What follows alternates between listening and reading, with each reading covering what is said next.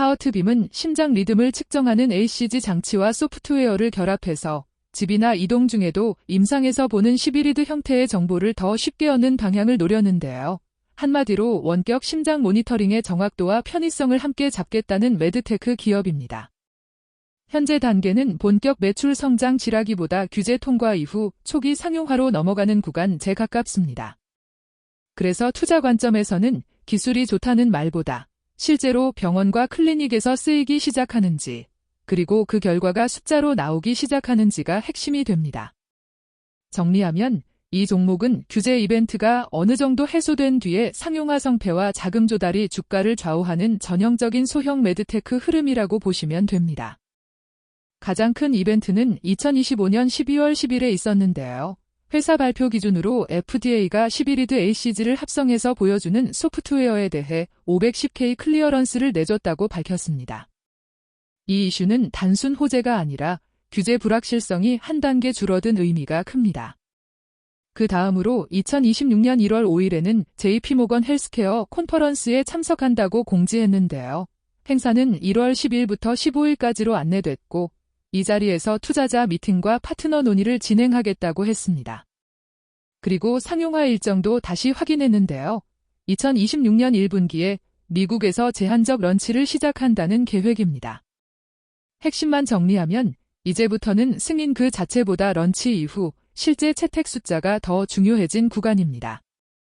재무는 가장 최신 분기 공시 기준으로 봐야 하는데요. 2025년 9월 30일 기준 현금 및 현금성 자산이 185만 6천 달러, 즉 약 190만 달러 수준으로 제시됐습니다. 그리고 9개월 누적 기준 영업활동 현금 유출이 1108만 2천 달러, 즉 약 1110만 달러로 나와 있습니다. 손익 쪽은 같은 분기 기준으로 연구개발비가 약 330만 달러, 일반관리비가 약 200만 달러, 순손실이 약 530만 달러로 언급됐는데요. 매출이 본격화되기 전 단계 기업이라 비용이 먼저 나가는 구조라고 보시면 됩니다. 정리하면 현금이 넉넉한 편은 아니고 상용화 초기에 성과가 빨리 나오지 않으면 자금 조달 압력이 커질 수 있는 숫자입니다. 첫째, 계속 기업 리스크입니다. 회사 공시에는 현재 유동성으로 향후 12개월 운영자금이 충분하지 않을 수 있다는 취지의 문구가 들어가 있는데요. 이는 투자자 입장에서 추가 자금이 필요할 가능성이 높다로 해석하는 게 현실적입니다. 둘째, 희석 리스크입니다.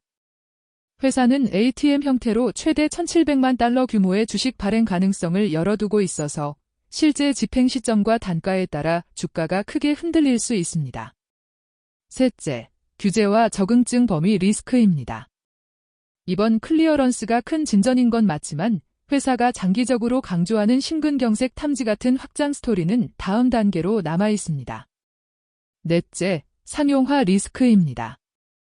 2026년 1분기 제한적 런치는 시작일 뿐이고 실제 현장에서 반복 사용이 나오는지 여부가 성패를 가릅니다.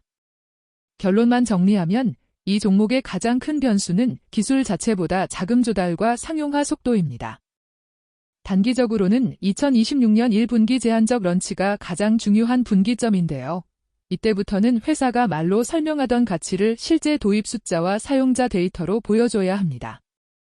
또 2026년 1월 12일부터 15일까지 열리는 JP모건 행사 이후에 파트너십이나 유통협력 논의가 구체화될 가능성도 있습니다.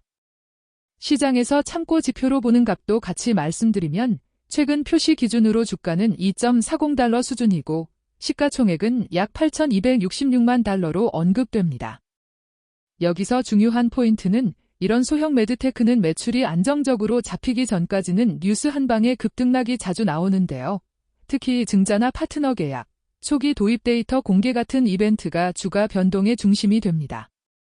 정리하면 2026년 상반기는 런치 성과와 자금 조달 조건 두 축으로 결과가 갈릴 가능성이 큽니다. 첫째, 런치 성과를 숫자로 확인하셔야 합니다. 제한적 런치가 시작되면 도입 클리닉 수, 반복 측정 비율, 의사 판독 흐름이 얼마나 매끄러운지 같은 운영 지표가 중요해지는데요. 이 데이터가 좋아야 확장이 가능합니다. 둘째, 자금 조달 조건을 반드시 체크하셔야 합니다. 현금이 약 190만 달러 수준이고 최대 1,700만 달러 ATM 여지가 있다는 점을 고려하면 증자 집행 시점과 단가가 수익률을 좌우할 수 있습니다. 셋째, 비용 구조의 개선 신호를 보셔야 합니다. 최근 9개월 영업현금 유출이 약 1110만 달러였기 때문에 매출이 붙기 전까지는 비용 통제나 효율화 메시지가 나오는지 확인해야 합니다. 넷째, 업사이드의 실체를 따져야 합니다. 심근경색 탐지나 인공지능 고도화 같은 스토리가 구체적 임상 일정과 규제 로드맵으로 내려오는지 보셔야 합니다. 결론을 정리하면 비트는 단기 급등락이 가능한 대신 리스크도 큰 종목이어서 런치 데이터와 희석 리스크를 전제로 보수적인 비중 관리가 핵심입니다.